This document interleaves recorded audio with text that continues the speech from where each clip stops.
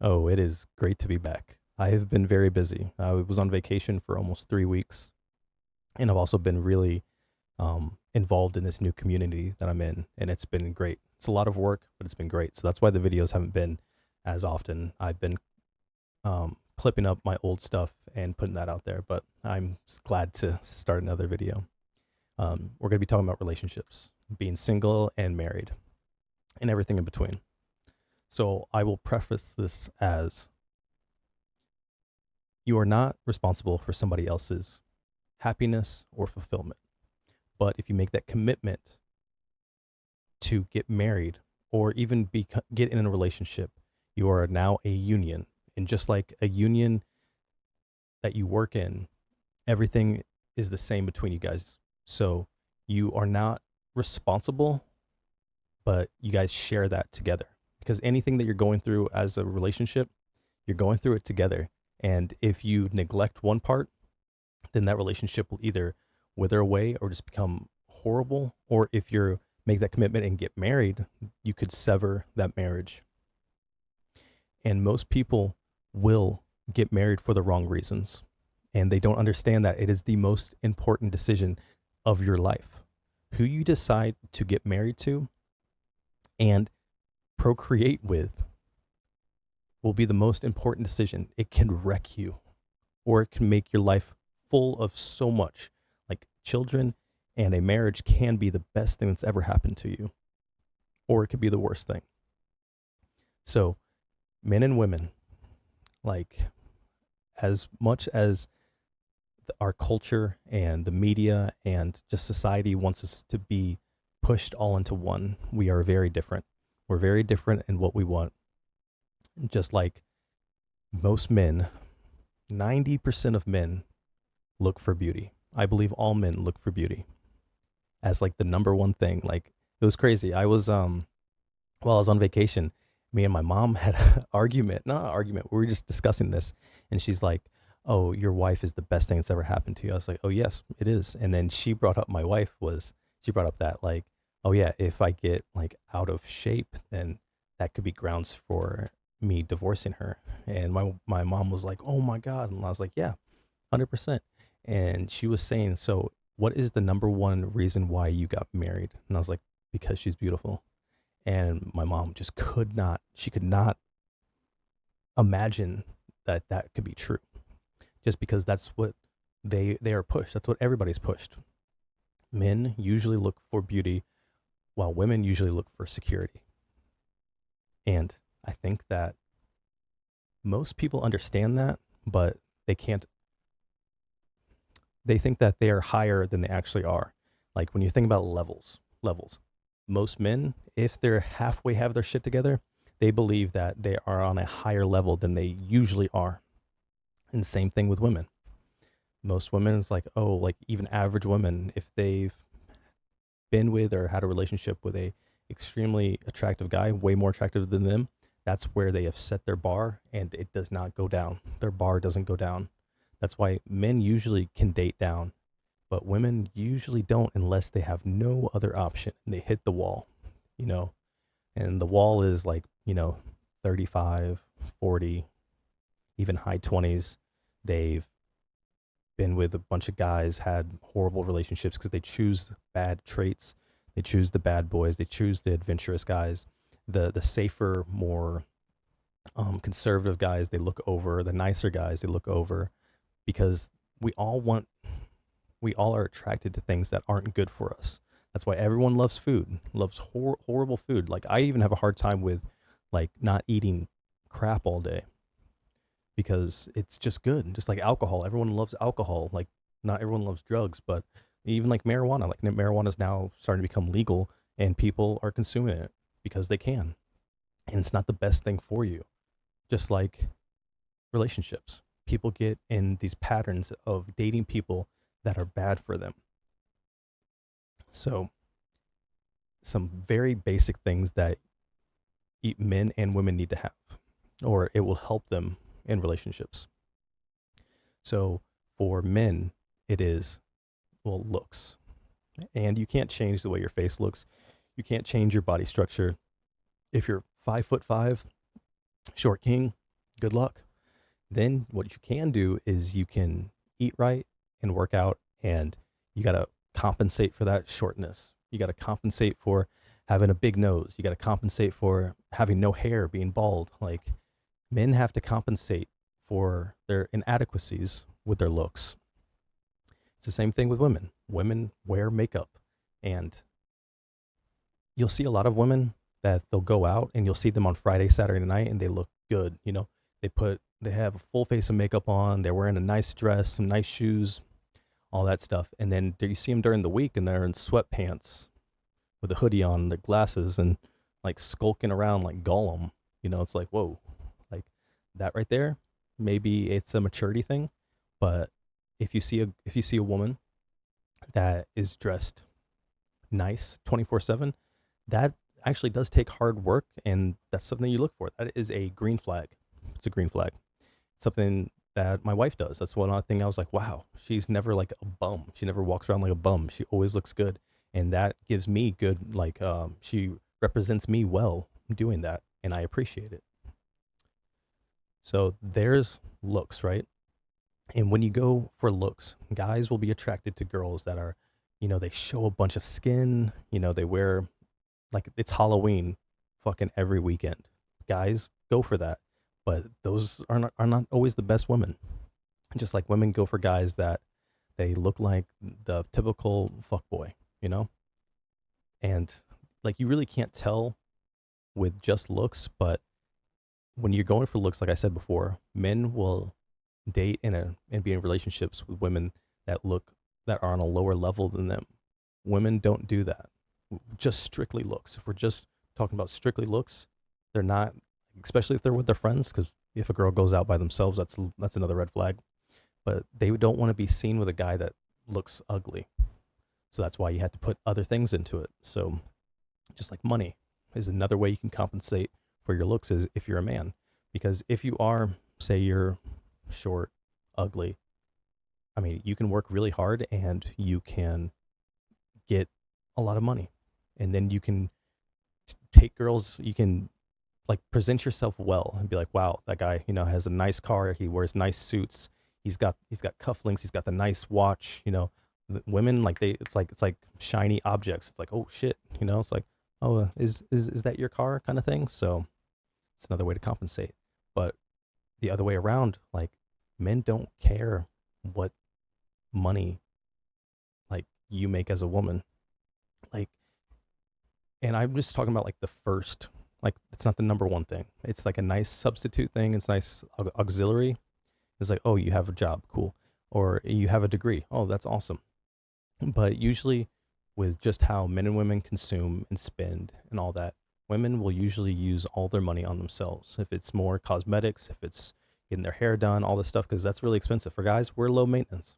Like me, I wear the same clothes all the time. I really don't buy clothes. I'm very minimal. Women can't do that, or they could. They just choose not to. It's like a taboo thing. Just like men that don't party, that don't drink, that just work out and they're consistently grinding. That's a taboo thing. Most men don't. Most men are fucking trash, and they're working their 9 to 5 and blowing all their money, and they have no clue what they're doing, and they're just another cog in the machine.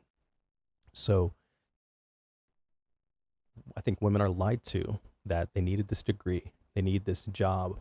And if they're trying to compete with men, it is super hard, because if they want to start a family, if they want to get in relationships, like, when you're working, who's taking care of the kids?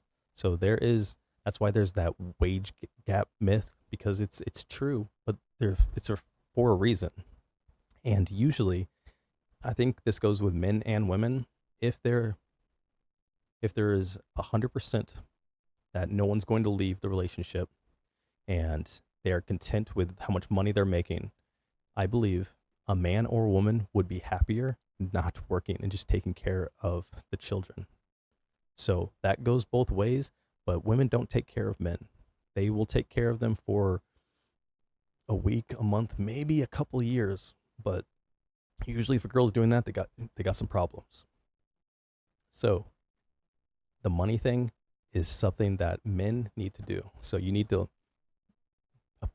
appear and make yourself look the best that you can. Uh-oh. That was weird. Okay. You need to appear and look the best you can. That means make sure that you have some sense of style because most people don't. Like, I'm not the best with my style. I wear whatever the fuck I want. You can do what you have to do. You have to find some kind of fashion for yourself, even if it's like, I don't give a fuck, or if it's like dressing up to the nines all the time. Work out, look good, and get a job, make some money, understand how money works, all that stuff. That's what men have to do. Women, they just have to kind of be pretty and be respectful and be nice and not be a hoe, you know? A lot of women that get to their 30s, mid 30s, high 40s and they are alone or they have went through a divorce, it really does suck and it's not nice. Like it's nothing to laugh at or it's not what anybody wants. It doesn't make society better at all. Like it's very unfortunate that they've most of them been lied to. They have that they can have kids when they're in their 40s, that they can get like a career first and then find a nice man that's going to take care of them and have children with. The likelihood is very very slim.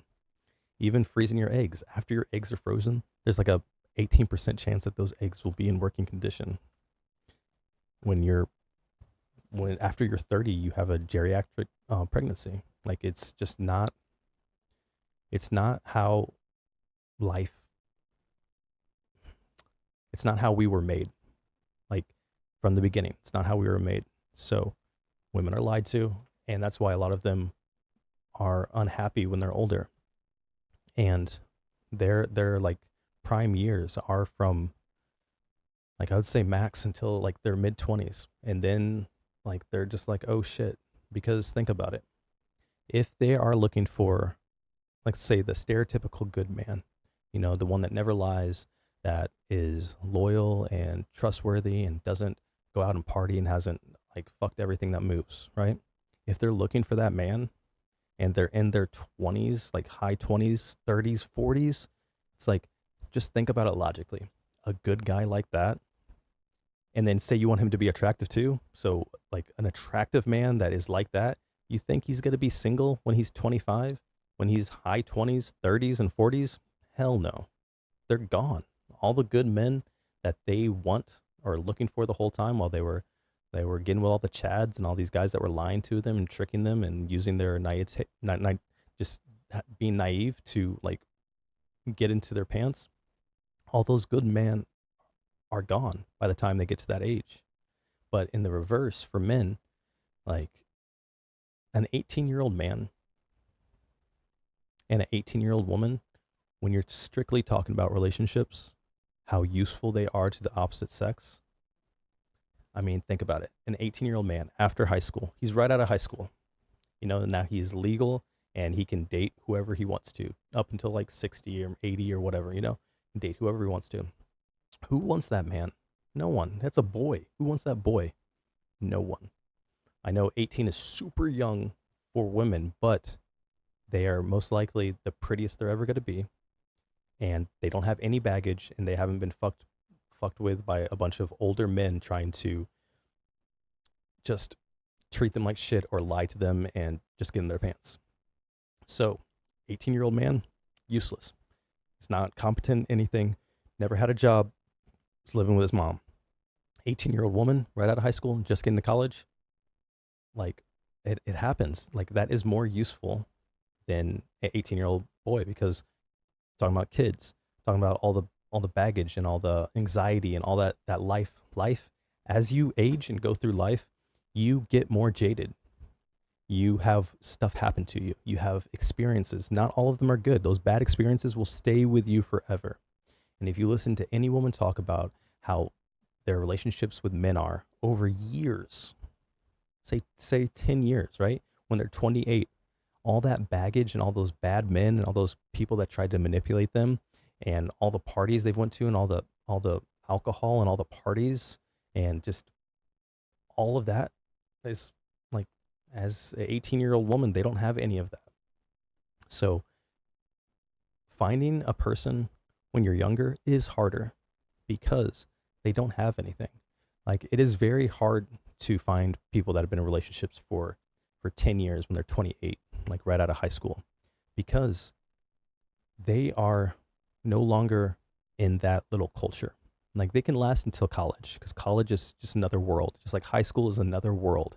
Like anyone, if anyone's like, "Oh, high school is like the best time in the world," it's like that's like a red flag, man. I'm so sorry for you, and you've had a sad life. And same thing about college. Oh, college was the best. It's like, cool, but getting past that, it is hard to be with someone when you start from the ground zero. You know, you don't have anything, and you just have your hopes and your love. That's it. It's really hard. That's why you don't find people. You will most likely find someone that's already been married before. That is more common than finding someone that's still together from high school. And another thing is that social media and just the the reach that people have now, like if you're looking constantly at other people's lives, that means you're constantly comparing and you're going to be disappointed.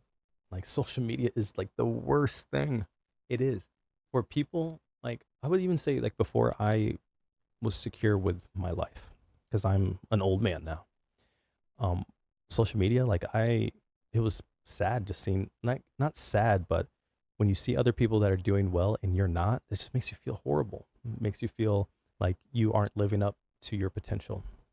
And it sucks because for a lot of people, they are trying their best, but they just don't have the knowledge because the only thing that I would say the world, and when I say the world, I mean the internet, I mean media, I mean other people, they just want you to see things to distract you.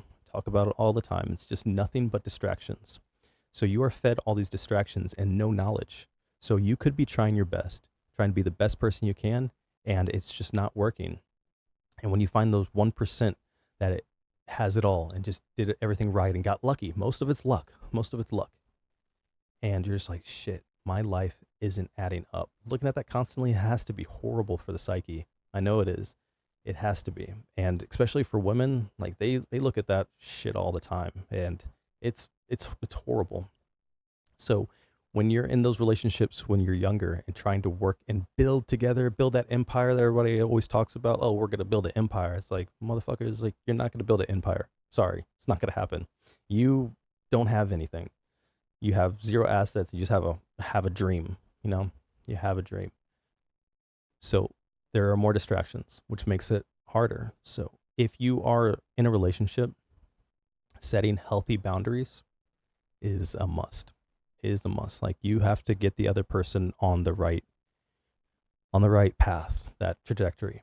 If you're a woman and you're listening to this and your man is doing nothing but playing video games and playing basketball and working out and not really worried about much and just chilling and happy, good guy, like if you're content with the life that you have at that time, great. But if you're not, letting that steam for years, years. Say you get married for 5 years and your boyfriend is a good guy. He's a good guy. He treats you right. He supports, like if you guys have a 50, whatever relationship you have, 50-50. If he does most of the bills, whatever, if he's supporting you or you guys are supporting each other for 5 years, he is happy. He's just doing all these things. And then 5 years later, you're like, oh, you've never done this. And you start tearing into him for 5 years of neglect that you're talking about and you didn't tell him, you're a liar. And you're the reason why the relationship is what it is. It's the same thing with guys being like having fat wives. Like guys that are like guys that I know that see girls like, oh yeah, like wish my wife was like that. It's like, bro, you not let your wife do that. Like, you know, you can't control anybody, but you can help people.